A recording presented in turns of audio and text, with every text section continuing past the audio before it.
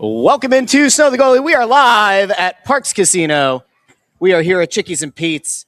And you know what, Ant? I feel like after the many weeks of the Olympics, we got to see the men's and the women's hockey teams win the gold. Do we start a USA chant? Do you think we get enough people in here to do a USA chant? You think so?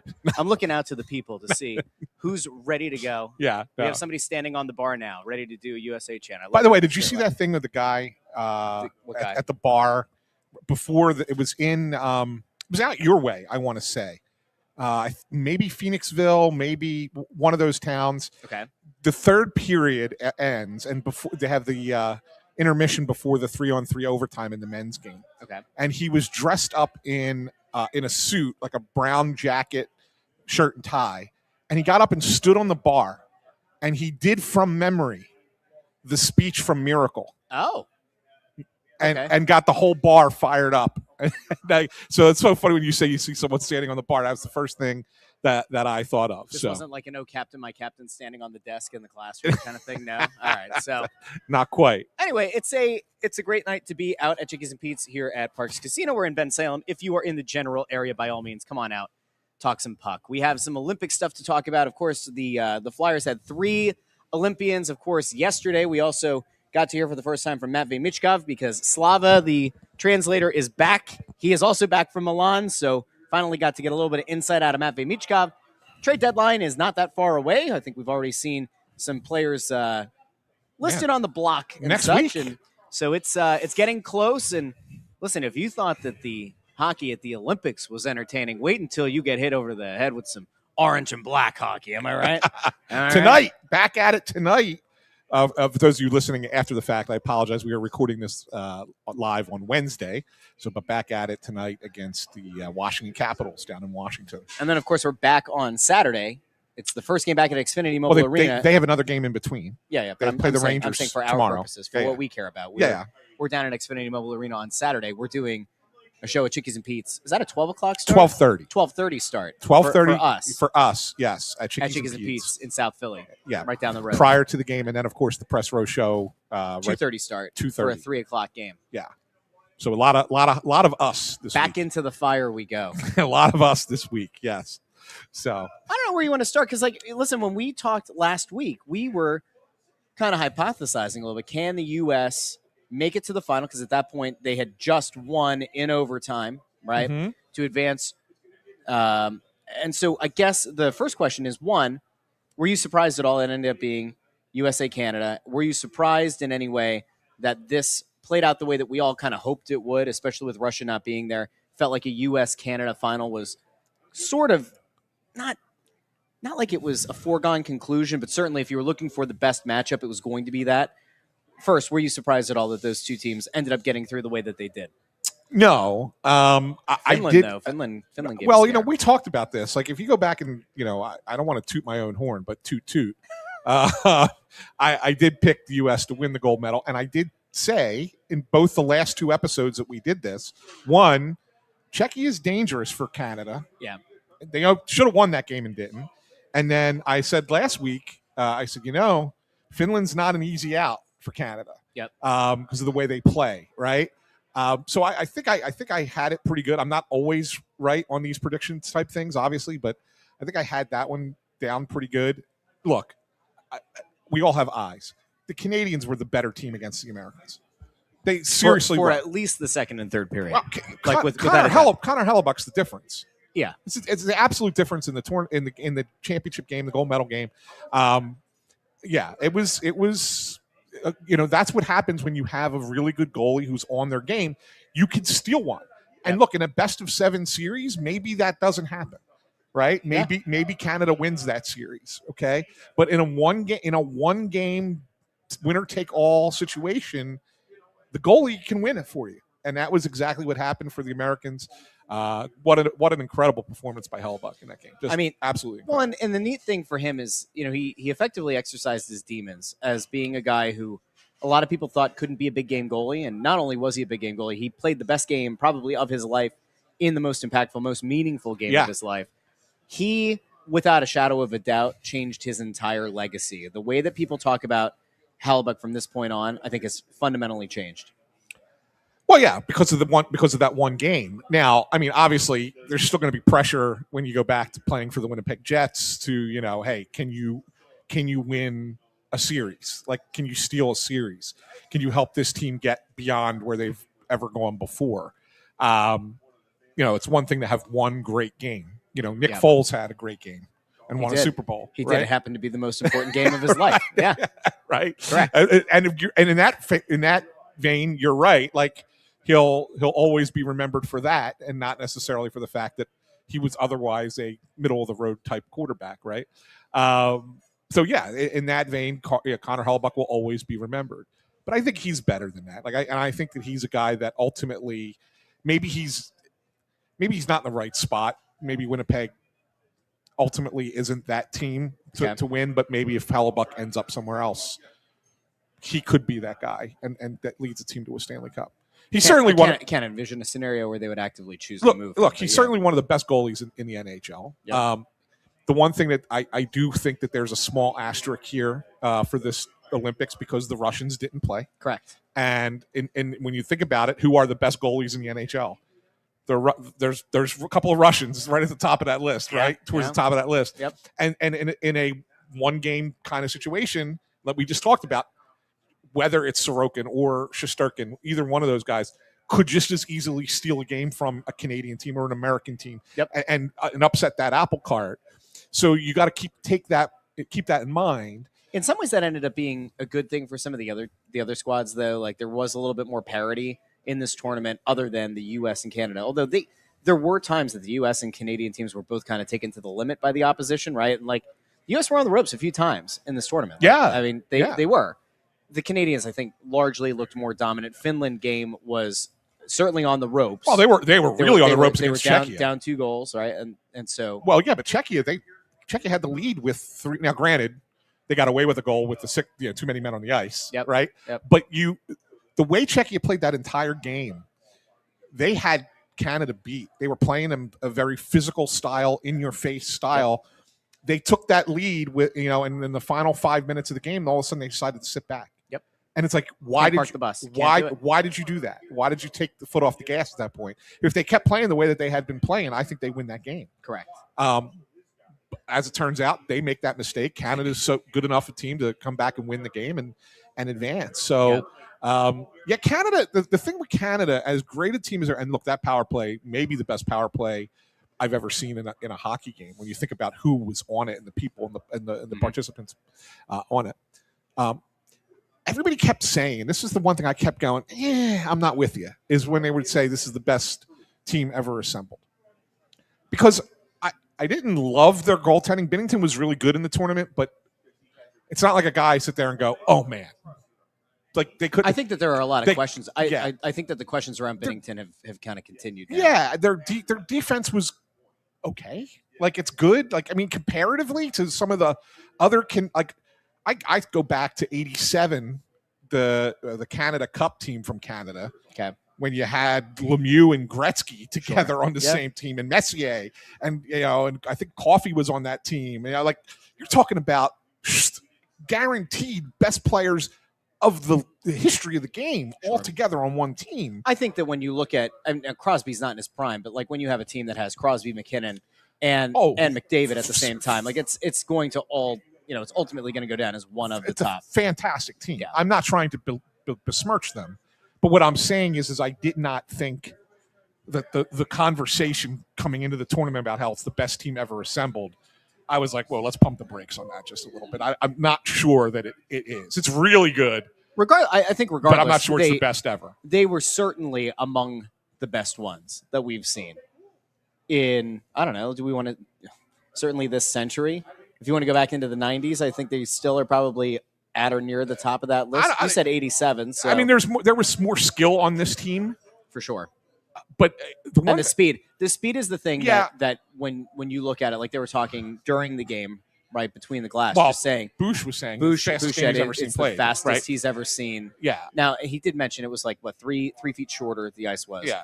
But he's like, effectively, that doesn't change that much, but that was the fastest version of hockey he'd ever seen. Yeah, but here's the thing, Russ, and this is the one thing I will say. When it comes to putting a team together. It's one thing to put an all-star team together, right? And I do know that Canada had a couple of guys that you kind of looked at more of a, a grinder type role. I think that 87, that I'm sorry, not the 87, the 2010 team that won Crosby's Golden Goal. Yeah.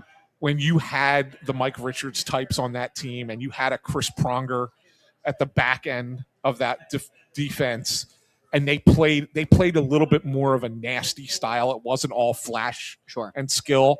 Like I will take that type of team every time in a high intensity game versus a team full of fast skaters. Okay.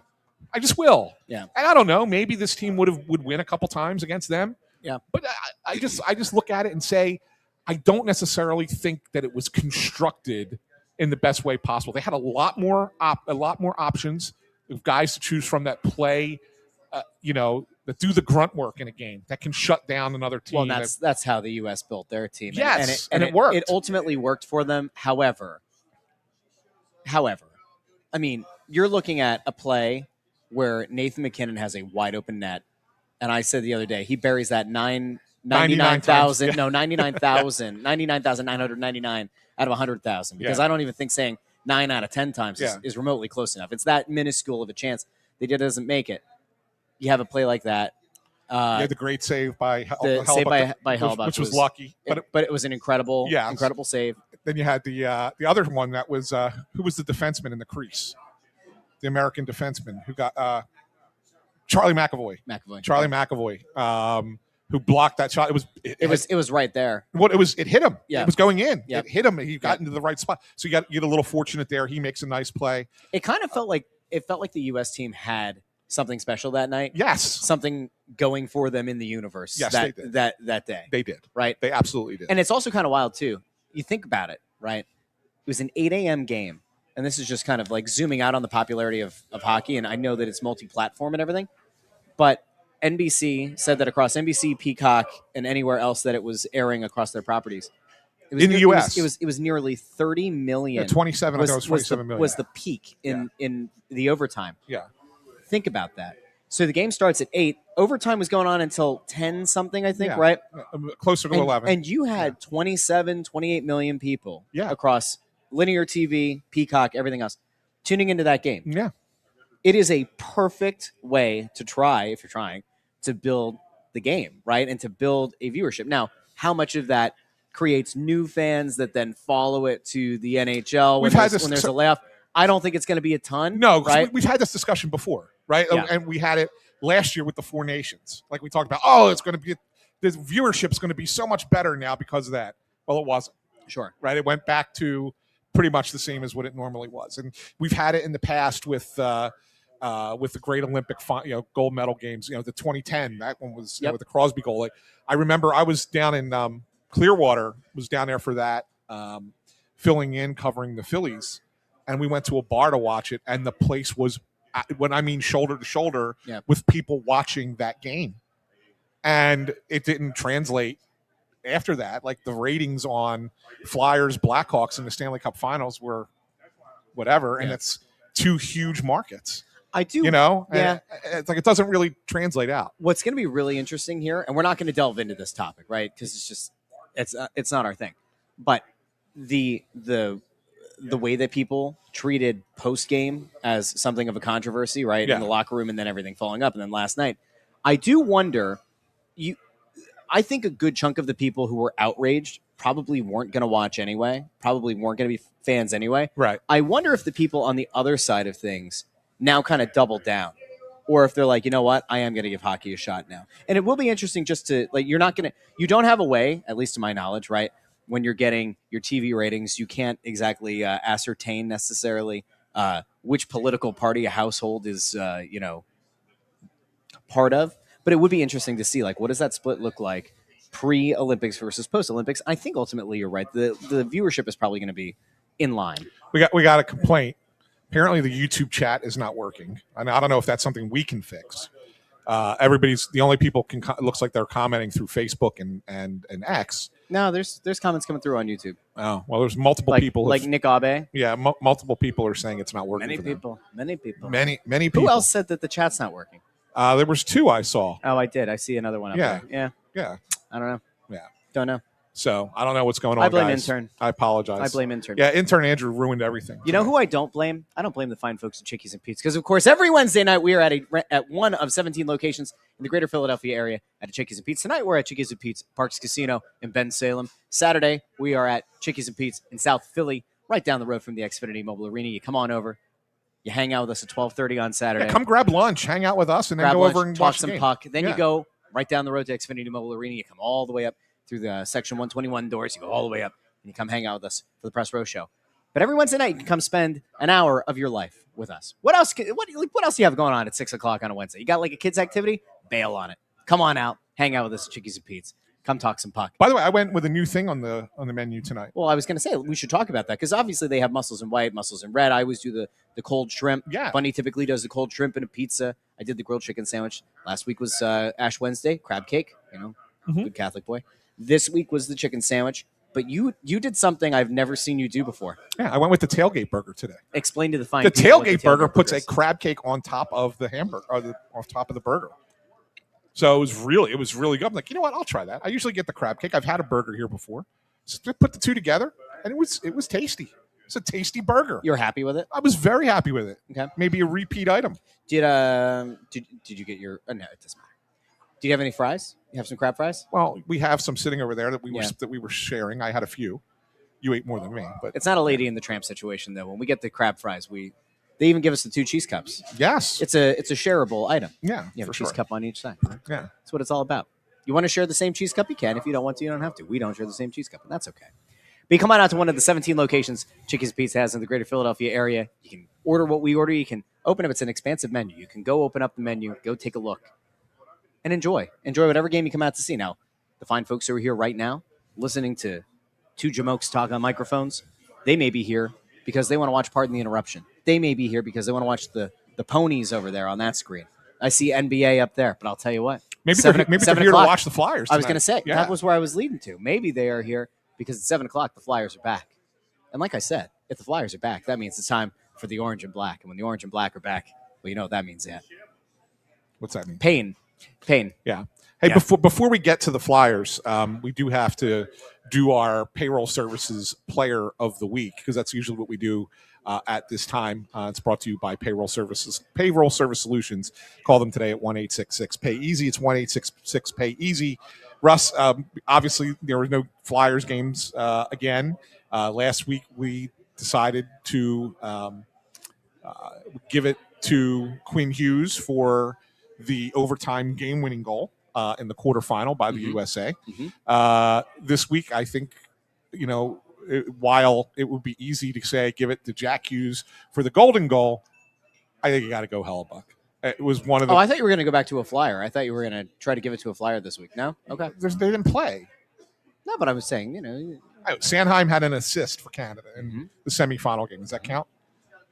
Is that good enough? Well, okay, go ahead. Give the player of the week. Hellebuck. Okay. How do you not give it to Hellebuck? That's one of the best goaltending performances in a big game that I've witnessed. Yeah. Well, I have to tell you that if you remember back in the start of the Olympics, we did the player of the game or of the week, right? Yeah.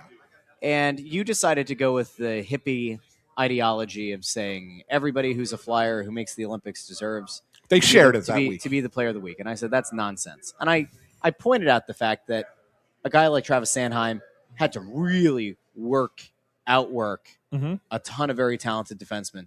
Vladar went from not even being on the radar to making the team. And I may or may not have thrown something out there about, Rasmus Ristolainen. Like, how difficult is it really to make the Finnish team relative to those other two? And I went and I watched Risto play. And I got to tell you, he played a pretty darn good Olympics. Yes, he did. And that's why, as the rumors begin to swirl about Rasmus Ristolainen getting dealt, I fully expect him to end up on IR, 48 hours from now. Yeah. I'm just kidding. I actually want to give a retroactive player of the week back to the first week. I am going to confidently put Rasmus Ristolainen in there. But, of course, Connor Hellebuck has to be. Yeah, it is Connor Hellebuck. But I will tell you, the one thing that's interesting that you mentioned Ristolainen, I think that when we've heard in years past that people are interested in trading for him because they think that his brand of hockey will translate in the playoffs. Playoff Risto. I'm going to make that a shirt. I hope, you know what, if he stays through the deadline, I'm going to make a playoff Risto shirt. It's about time. It's about time. But I think you got to see in the Olympics why people think that. Right? I mean, it's a short it's a short tournament, but at the same time, those games matter, especially the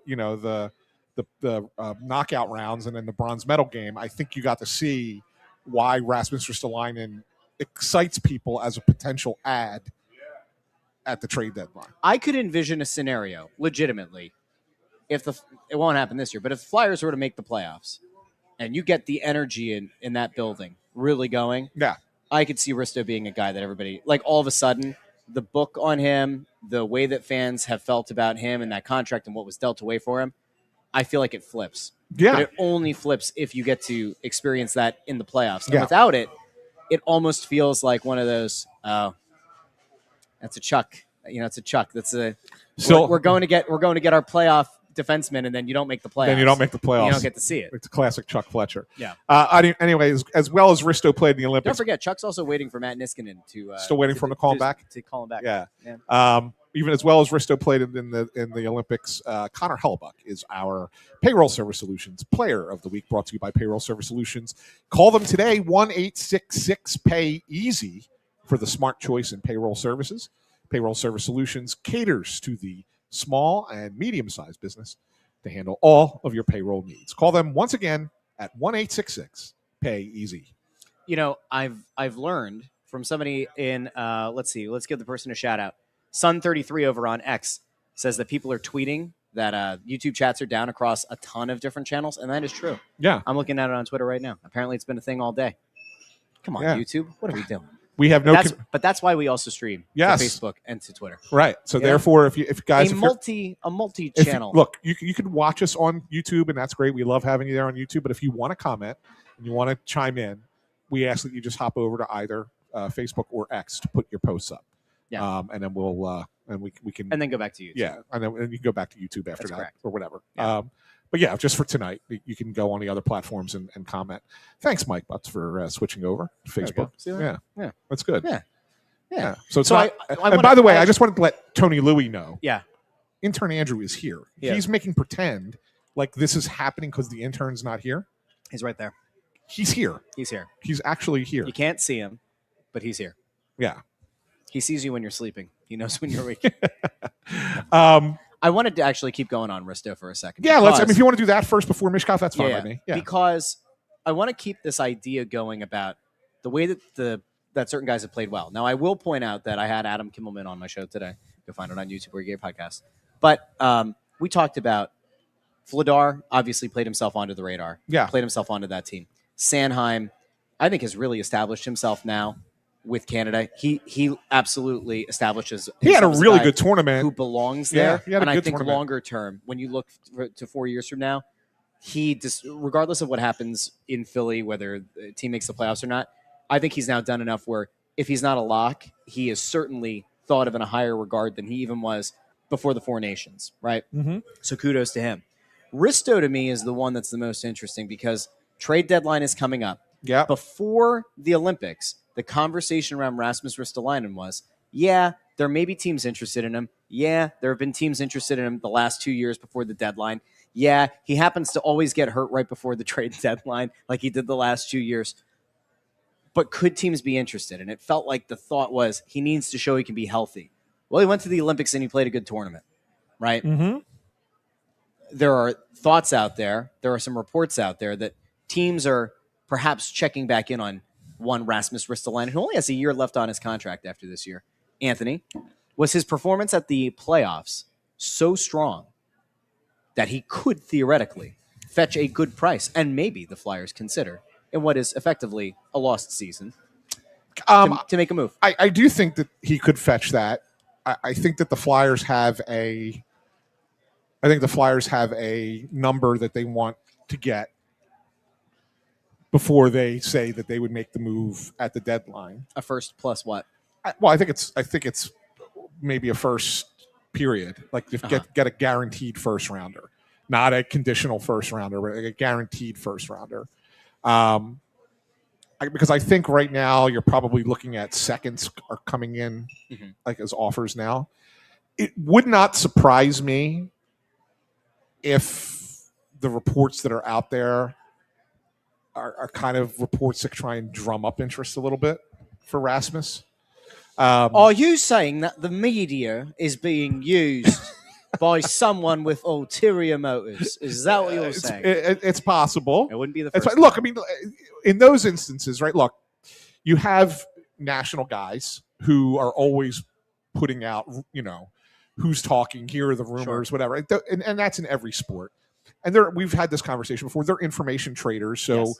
hey, sometimes you do bidding on behalf of an agent. Sometimes it's on behalf of a front office. Correct. Right. So, like, there's all that kind of game playing that takes place.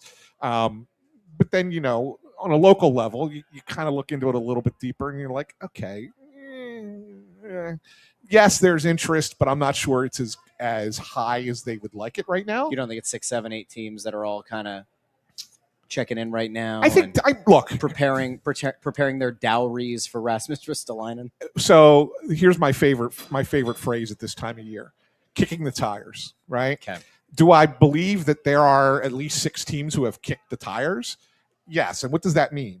They've asked, is he available? And what kind of return are you looking for? Kind of thing. Those kinds of questions are probably being slung back and forth via text or email. Yeah. Do I think that there's like this ramping up of interest that, like, oh my God, we got to get him now before the deadline happens?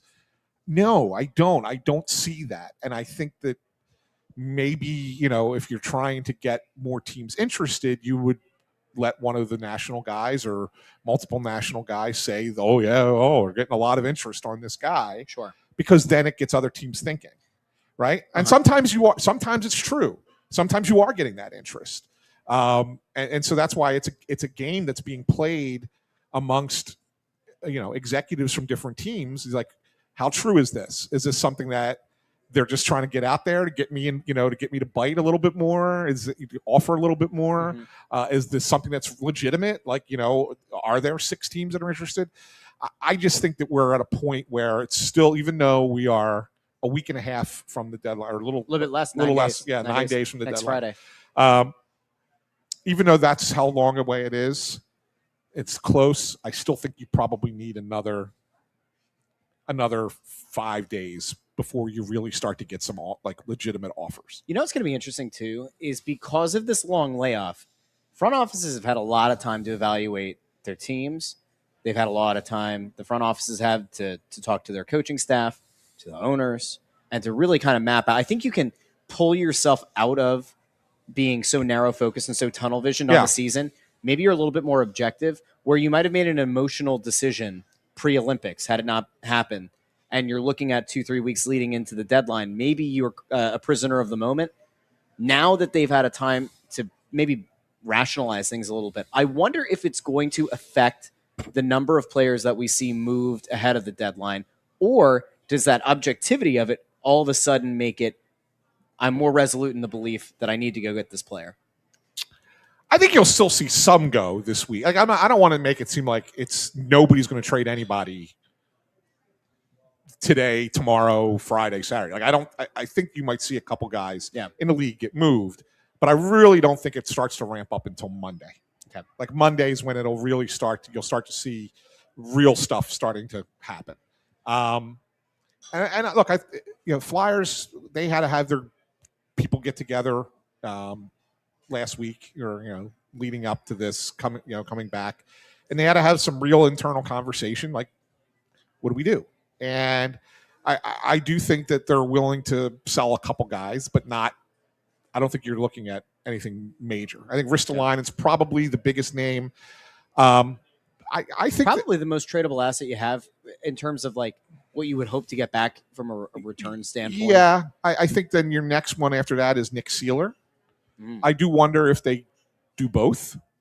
You know what I'm saying? Like, would you move one and not the other? You know what I'm saying? I almost feel like they would move Sealer if they can't move Risto, but I don't know if this front office would move both of those. That's what I'm guys. saying. I'm not sure both get moved. Do I think that they should entertain it? So I do. Let me ask you. So let me ask you. What would you take for Nick Sealer to say yes? You would move on from him. Does he have 1 year left?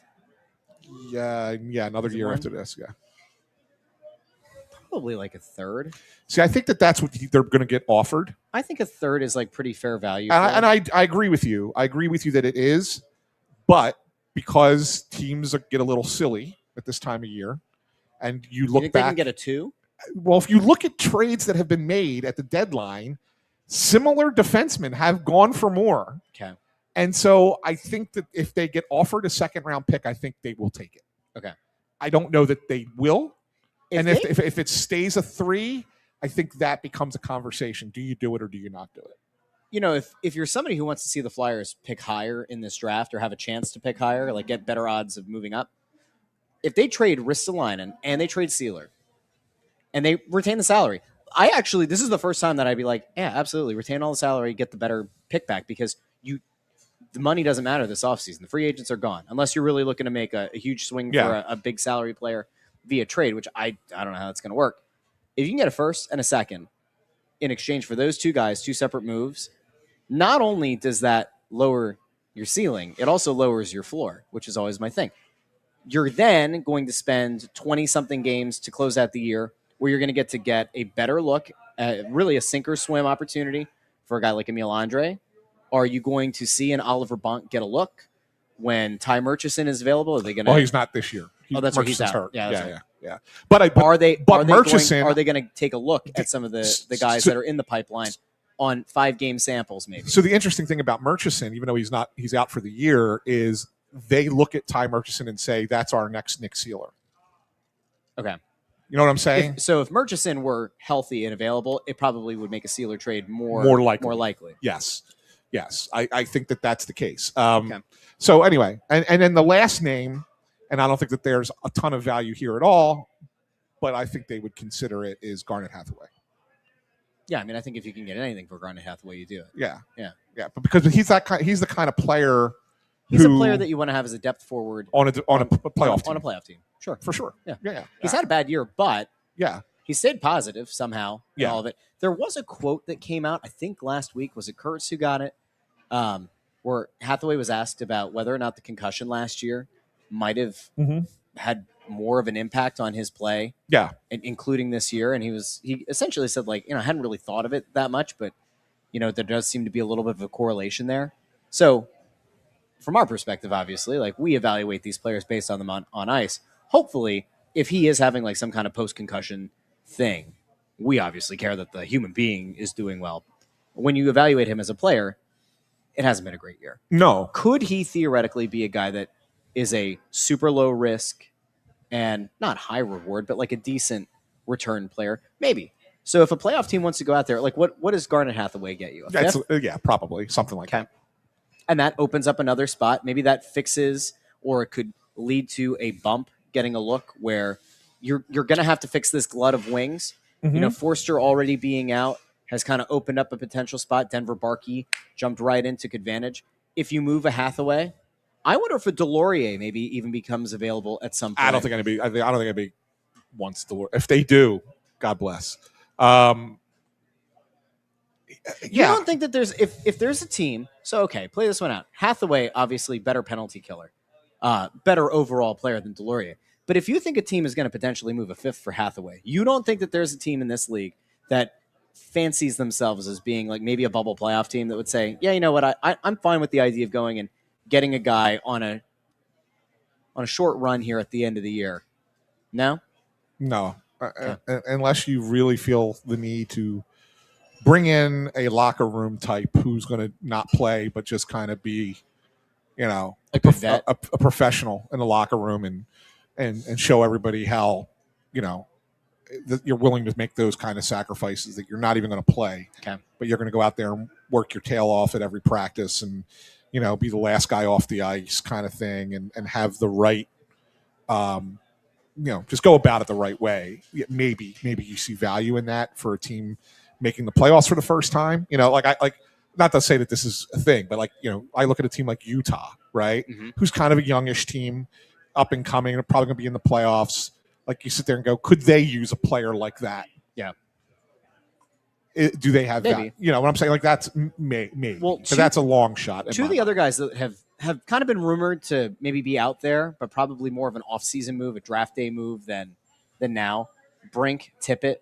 Yeah. Obviously, like in the case of both of those guys, Brink is super low value in terms of contract. He would be an interesting one. I feel like they'd have to have their socks blown off to make that move now. Yeah, I don't think that happens at the deadline. The Tippett one is more complicated because of the contract. Yeah, and both would have to be a hockey trade, right? You're not trading for future value on those guys. You're not trading for a guy or a prospect, or you're not trading one of those guys for a pick. Like, maybe a conditional pick attached to Tippett, along with whatever the hockey trade is. I could see that. Yeah, maybe, but not saying like a second. Here's the thing: like, Owen Tippett, and we, you and I both think that he's the way he's been used here has been an odd fit. Mm-hmm. But I will say, and if we're being fair, the way he's played in the last couple of months is kind of how you need him to play. And so maybe they want to give him a longer run now, playing this style, playing this way, as more of a power forward. If he could be a power forward, you don't move him, and less of a speed guy. Well, he's a great skater, but I think in the past that they've wanted him to be that skill forward, and I think that he's a lot of speed but like, how many times has he not been able to stop himself, or he loses the puck, or shoots the puck. He's like the kid in Mighty Ducks. Yeah, exactly. He's got all the speed and can't slam on the brakes. Can't slam on the brakes, right? Like go through the boards right? At the end. So, but if you play in a more power forward role where you don't have to do that all the time, maybe you can be productive. And so I think that there's an opportunity to potentially have him do that before you move him. So I don't think Tippett's on in the conversation at all for the deadline. And they just kind of want to see how the rest of the season plays out for him.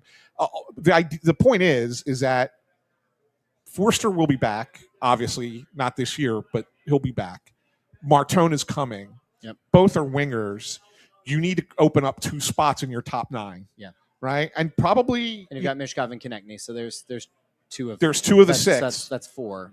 I'm just saying 4 wings total. So you have 2 more spots. I don't know if you know this or not, but Michkov can play both wings. Right. So 6. So 4 of your 6. Right. And so there's 2 more spots. They obviously love Barkey. Yep. Right. What he's bringing so that's to the probably table. 5. You're probably, Alex Bump is close. Like, you got to think that he's going to be part of this conversation at some point as well. What does that do for the rest of your wingers? That's so, like, it's the Brink, the Tippett. Zegras is probably as better as a winger than as a center. He's playing center right now, but I could see Brink. If Bump were to make the team, I could see Brink moving down to 4th line. But that wouldn't be an ideal fit. But at least on a temporary thing, I could see it. Yeah.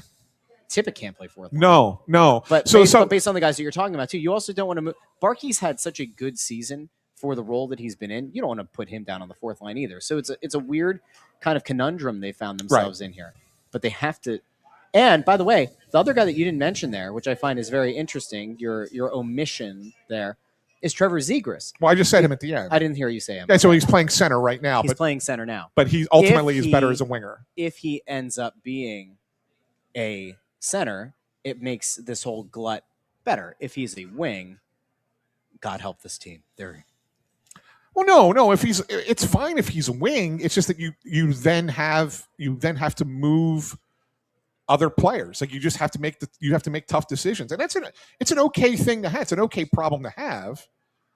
Like, it's an okay problem to have. To have too many of something that people would want. Sure. It's not going to be an easy 1-for-1. Like, it's not that. Like, okay, trade this guy and get your need at center. That's not necessarily the easy way to go about it, but it is a good problem to have. You can get things back. There is value in the players that you have. Let me ask you a crazy question. And I don't mean this at all when I ask it, but I'm going to ask it just for the heck of it. Zegras has had a really good year. He stayed healthy, which he hasn't done in recent memory. Yeah. If you have made a determination as an organization, he is a wing and not a center, and his stock is as high as it's going to be, do they entertain a move of Zegras either now or at the end of the season when the RFA rights come up, right? Whoever acquires him would have exclusive negotiating rights there. Do they entertain that idea in their pursuit of a center that they ultimately would need? Or I don't know if he gets it for you. Yeah. I don't know if he gets it for you. And one other thing to keep in mind, and Zegras has had a very good year. I don't want to take anything away from him. But the last month before the Olympic break, he wasn't very good. Now, guys have bad months, right? That happens in sports. So I don't want to put too much stock in it. But I think you need, coming out of the break, I think you need to see the Trevor Zegras of the first 41 games and not the Trevor Zegras of the last 15, 17 games or whatever, however many they've played, right? So, that's important. His last 3 games, though, he did have a point per game. Yeah, but he wasn't. It was just a little. It was it's starting to show again a little bit, but it wasn't quite where it needed to be. He had a stretch in January after the Ducks game. Yeah, really, which is when that was his one of his best games of the season, if not his best game of the season. After that he went stretch, scoreless in 4 out of 6, 5 out of 7. It looked bad. After they moved him to center and try and jumpstart it, didn't really work. And it's like you got to try and they got to try and get him back to where he was at the beginning of the season. And maybe this break will be exactly what he needed. Who knows? But yeah. So I think that there needs to be a little bit more from Zegras, even though he's had a good season to this point. Now, you mentioned he maybe needed the break. Obviously, the guy that needed the break more than anyone else, if for no other reason than to just get out of Dodge for a little bit, Matvei Michkov. Now, we talked last week about the fact he went down to the Dominican Republic with his girlfriend, had a nice time, posted about it on Instagram. Some people took exception to it. I thought that was ridiculous. He came back. He was one of the first guys out there, yada, yada, yada. He finally got to speak to the media. We were pretty vociferous in our belief and in our statements last week that the Flyers had kind of failed the player to this point by not having any form of a translator around him for over a month while Slava was over at the Olympics. He finally spoke to the media, and you wrote a whole thing up over on Patterson. You had all the quotes and all that lovely stuff. Yeah. And there were some highlights from it. There were some things that I think people wanted to get clarity on, right? One of those things was the relationship with Rick Tocchet, and he said it's a player-coach relationship. He wasn't effusive in his praise. He didn't say he hates the guy's guts. He said it's a player-coach relationship. Yeah, but he was saying that about, just so you know, just to clarify, it was about the entire. She brought it for you because I didn't see that. Yeah, she's our waitress is on top of it. She's great here. I was like over here for the last sip of the cup. Yeah, that's good. But he was the question was about the relationship with the entire coaching staff. Okay. It was Tocchet and the entire coaching staff. Okay. And he said, and so his response was about the group and saying that it was a typical player relationship with the coaching staff, which again, like you said, it's neither here nor there. But it wasn't like I'm not happy here. I don't like my coach, and we fight all the time. Like, it wasn't any of that. Yeah. But it also wasn't like, oh my God, I love the guy. Go run through a brick wall for him. Yeah. Which, when he talked about Torts in the offseason and he was asked about Torts getting moved on, he opened up a lot about the relationship there. Yeah. So I don't know. I think it's. But that's also a little bit different because it's retrospective, and you don't have to worry about the relationship any longer. Sure. Like there's a very, very, very slim to none chance that you will ever play for that guy again. Correct. Right. Whereas you're here for the long term. Rick Tocchet just signed a 5-year contract. Mm-hmm. You got to play for this guy for a while, so you're a little bit more measured in what you're saying. But anyway, he goes down to the Dominican Republic. Yeah. And like I said, some people went nuts. Normal, rational people were like, okay, that's fine. So he was asked about his workout regimen. He said he was doing 2 trainings a day down there. The first one was in the weight room, and the second one was like a stamina kind of thing, which, I mean, that kind of tracks. Yeah. I don't think it also – I don't know. I really don't think that it matters. Like, I don't think that it matters. I know that you didn't like the optics of it, like posting to Instagram, giving everything. I think it's totally fine. If you want to go dip your tootsie toes in the sand and have the sun kiss you on the face, in the Caribbean, I think it's totally fine as long as you're doing what you're supposed to do. Now, I agree with you on that. The one downside, obviously, there's no rink, So if you were looking for him to work on the conditioning on ice, that was not in play. But the rest of it, yeah, but that was only while he was. It's not like he Correct. was down there for the entire Olympic break. That Yes. was only for the half week or whatever it was that he was down in the Dominican. yeah. So like there was no skating, Mhm. but you can also simulate. There are what they call dry land drills that you can do to simulate skating motions and, Sure. and skating exercises. So He also noted totally that this break versus the summer break, he said the summer break was too long, right? yeah, The idea that he had multiple months, and he even admitted that like he wasn't actively. he said he didn't do anything for 4 months. Yeah. So I actually think that kind of candor is a good thing. I know that you can be frustrated if you want to, if you're the organization, if you're a fan. Wow, this guy who we've kind of built the hopes of the people in this region are kind of built on this guy. He just went and like did nothing for 4 months. You can be frustrated with it. At least he admits it. At least there wasn't. 100%. He has not gone back. And this is why I keep coming back to, I would love to know about this ankle injury that I don't think was ever real, right? That felt like cover by the organization back in camp. He could have very easily been like, yeah, I hurt my ankle in the beginning of the offseason, so I didn't really get to do much for 4 months because I was hurt. He has not gone back to that well. He wasn't even the one who initially brought the injury up. I just think that's interesting. Here he is taking responsibility for it. I think it's a good sign, potentially. But the real big thing was what? What was the thing that had people the most worked up? Well, he was asked if he preferred what position he prefers, and he said he prefers to play on the right wing. But that, if he's going to be played on the left, he's got to adjust and learn how to play on the left. Fair. I mean, that's exactly right. I mean, that's how it works, and the phrase that he used, and this is where you had like the translation thing is maybe a little bit wonky. Yeah. That he can create more moments on the right wing. That's where I want translator. Yeah. With the nuance. I don't disagree with him in that. The idea of moments, right? Being moments in the game where he can take over and he can have impactful plays. I agree with him. He does look more dangerous when he's on that right side. However, I do think it's a good thing that he didn't say, well, I wanted to play on the right side. I think this is a mistake. He did say, I need to learn how to play. And here's the thing that I think that kind of gets lost in translation. When they're in the offensive zone, there is no like restriction that you have to stick to the left side of the ice. There's not. Like it's like yes, he may line up on a face off on the left side just because that's where your stick is. It's more whatever. But ultimately, once you have the puck in the offensive zone, if you skate around to the right side, you could go wherever you want. It's a little bit more freelance there in the offensive zone.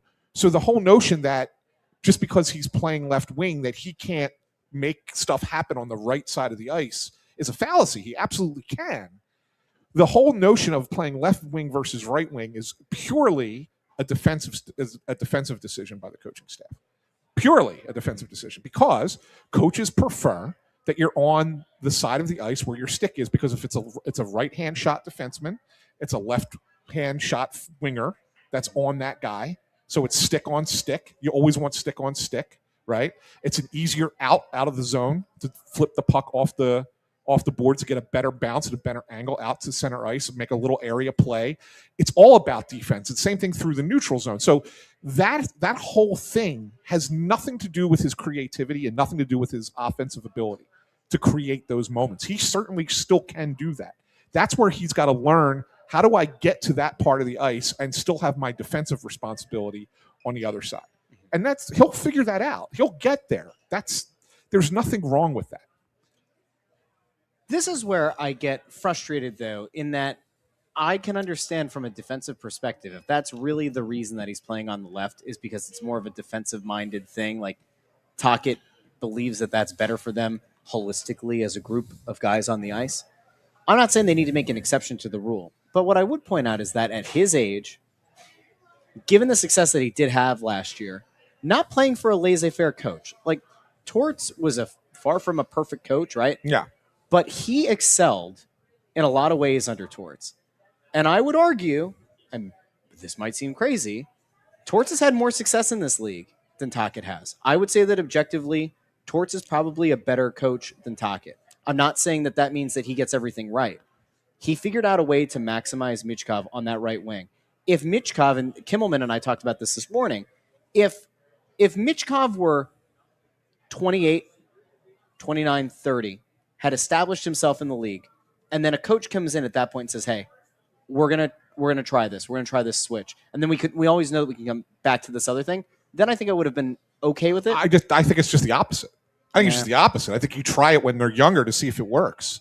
Look, guys switch positions all the time, and they have a preference of one over another. And it doesn't always last.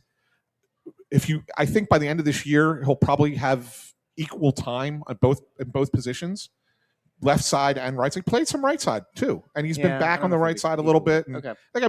Maybe a little bit more on the left, but really, when you crunch the productivity numbers, right, they're pretty much the same on both. It is so insignificantly different from one to the other. It's like 0.56 versus 0.53 points per game on either side, right? So ultimately, that's what it is. But look, if it doesn't work out, they can always switch them back. Why isn't everybody freaking out about Trevor Zegras being a center versus a wing? They are. Not like this. Not like this. I think that there's been a lot of consternation for this organization. But he's not a center. He may have been when he was younger, but he's not. And this is the second team that has identified that he's better as a winger than he is as a center. Okay? It's just the nature of it. Okay? It doesn't mean he can't play center from time to time. He obviously can. He's played the position before, but he's better as a winger, right? Ask Travis Sanheim which side of the ice he prefers to play defense on, right? Yeah. I'm sure he prefers to play on the left, but the Flyers need him sometimes to play on the right. Now that he's with Ristolainen, he's back on the left. Yeah. But when he was with Cam York, he was on the right. He prefers to play on the left. But sometimes you have to switch sides. And it's just the way it is with the way that the roster's constructed and the team's constructed. Right now, that's the best thing for him. I seem to remember there being a conversation about a year and a half ago, where we talked to Jonesy, Hilferty, Briere, and we talked about the idea of Michkov being able to play either side. Could Konechny play either side? They seemed to feel at the time Konechny was kind of more established on the right side, and not being as much of a as ability flexible to go back and forth. Correct. Right. Yeah. Well, it's funny you brought that up because it's in the story that I wrote today. I actually went back and found that video clip and I put it in the story. I embedded it into the story. Yeah, because it was talked about, and this was at a time when, long before Rick Tocchet, John Tortorella was the coach. They were talking about what Michkov can do. And Bundy actually asked, by the way, Bundy's not here. We didn't even say this. He's not here tonight because he's got to do pregame radio. He does. That's why he's on the pregame show for the game tonight. Yeah. We're actually going head to head with him. Yeah, I know. We're going head to head with Bundy right now. Bundy. But Bundy actually asked Danny the question at the time, is there any possibility that Michkov can play center? And Danny said, we really haven't thought it that way. We think it's more from the wing that he needs to be. It was Demidov who actually threw out the idea of Michkov playing center. Yeah. If you remember. Yes, he said that he thought that there was a possibility correct. down the line. Yeah, for sure. And Danny kind of just like, we haven't really thought about that. We think he's more, at the wing. And he said the way the game's being played today, wingers are the ones that are the playmakers more so than centers. It used to be centers were the playmakers. Right now, wingers are more playmakers. And then it was Jonesy who first chimed in and said, and he's comfortable playing either side. Now, whether just because you say that you prefer one over the other doesn't mean that you won't play the other, right? I mean, that's kind of the thing that I think we're all getting caught up in the semantic of this. And we'll see. I mean, we'll see what ends up happening here. I mean, he's got a long career ahead of him. He's going to be a very good player. Let it be. Like, it's not the end of the world. They're not stunting his development. They're not hurting him as a player. They're doing what's right for the team. It's not an individual game. It's a team game. It's very simple. It's a very simple thing. Mm-hmm. Okay. This is just where I think that there's an inherent frustration in that, like, what's good for the team and what's good for the player, sometimes when you're in the midst of a rebuild, you have to figure out the path to making sure that that player isn't prioritized over everyone, but certainly is prioritized over those who will not be on this team next year, will not be on this team in 3 years, will not theoretically be on this team when you're ready to flip a switch. If you limit a player specifically because you're of this mindset, we cannot have a different rule for Matvei Michkov than we do for a Travis Konechny, or that we do for a Bobby Brink, or we do for an Owen Tippett. You might be right, and from a meritocracy perspective, you would be correct. But for the development of the player and for figuring out how to maximize that guy in order to figure out what you will need to add around him in order for this team to hopefully get out of this weird purgatory state they've been in for so long, I think that at some point you do have to consider doing a little bit more of what's better for that player's development and helping him get to the next level. You don't want to go into this final 20-something games and kind of keep pounding this idea he needs to play on the left, and maybe he will.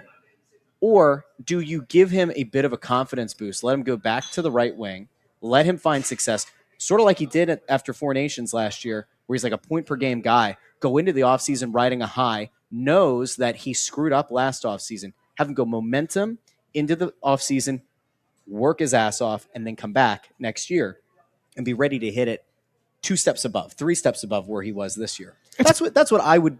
I mean, I kind of think they have to consider. It's possible. It's possible that they do that. I don't see it. I don't see it right now. Look, and I know that there's people in the chat who are like, well, they never did this with Patrick Kane. Matvei Michkov's not Patrick Kane. They never did this with Pavel Bure. He's not Pavel Bure. You know, they never did this with Kirill Kaprizov. He's not Kirill Kaprizov. He's not those players. We're trying to treat not him with that like, attitude. He's not. We're trying to treat him like he's this like once in a generation superstar. It's because he's the first guy I that get they've it. had in a decade. I get it. That has and he's any kind of real upside. And he's going to be a very good player, but he's not that. So when you have that player, yeah, you let them play their spot. All right, let me devil's advocate this here as we have 90 seconds before we have to sign off. Yeah. Whenever I poo-poo the idea of Jetlichenko as a prospect, because I don't think he's a good one, you say to me, he is young. And relative to the guys that were in his draft class, he's young. And it's so rare that you get a 19-year-old, even though it's so rare you get 19-year-olds who play at the NHL level, yada, yada, yada. You're sitting here going, Michkov cannot be one of these other guys. He's 21 years old. He's in his second season of playing in North America. How do you write off a guy? I'm not writing him off. How do you write off what his ceiling could theoretically be when he's being played potentially out of position this year? If he grows into that player, that's huge. It's great. That's fantastic. But you still have to make sure that he knows how to play the game in North America the right way. Like that has to come first. If he develops into that player after that, fantastic. That's awesome. I am going to disagree with this in the comments, though. Sun33 says he was projected from the draft as a generational player. He wasn't. No. He was thought to be, had it not been for geopolitical reasons, he could have been the number 2 pick. Correct. That doesn't necessarily mean he was the generational. Bedard was the guy that everybody said was the generational guy. We have to be fair there. He still has the highest upside of anybody on the team, but we will see. Now, we will also see all of you on Saturday. If you are going to go down to the game, Flyers Bruins, right, on Saturday? Yes. That's a 3 o'clock start. We'll do press row show at 2:30, but at 12:30 on Saturday, down at Chickies and Pete's in South Philly, we will be doing Snow the Goalie Radio. And you can call in. We'll have a lot of fun on Saturday. So a big thank you to everybody who watched over on YouTube, Facebook, and X, everybody who listens after the fact in the podcast feed, Apple Podcasts, Spotify, Pandora, Amazon Music, wherever you get your podcasts. And anything else you want to say to the people before we sign off? Thanks to Chris Armour. Thanks to intern Andrew. And thank you to the fine folks at Chickies and Pete's. Don't forget, 17 locations in the greater Philadelphia area. Come on out. No better place to watch a game. No better place to watch the return of the Philadelphia Flyers tonight than at Chickies and Pete's. For Ant, I'm Russ. We'll talk to all of you Saturday here on Snow the Goalie. Have a great night, everybody.